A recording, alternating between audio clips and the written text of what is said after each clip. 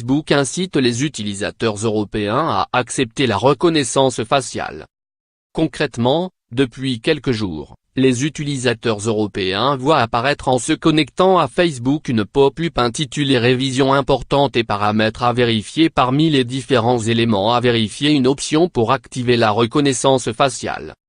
L'utilisateur pressé serait tenté de cliquer à répétition sur le bouton Accepter et continuer afin d'accéder plus rapidement au réseau social.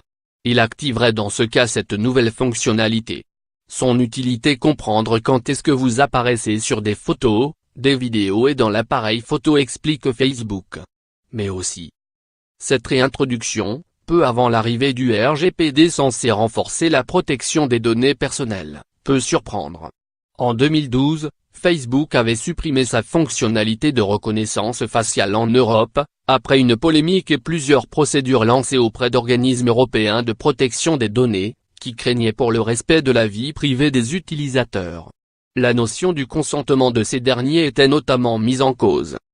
Le consentement est d'ailleurs l'un des piliers de RGPD. Avec cette pop-up, assortie d'un texte relativement court et simple, Facebook estime l'obtenir. À ceci près que, même s'il ne s'agit pas de valider d'interminables conditions d'utilisation, nombre d'utilisateurs vont certainement accepter, sans les lire, ces pop-up pour s'en débarrasser et accéder rapidement à Facebook.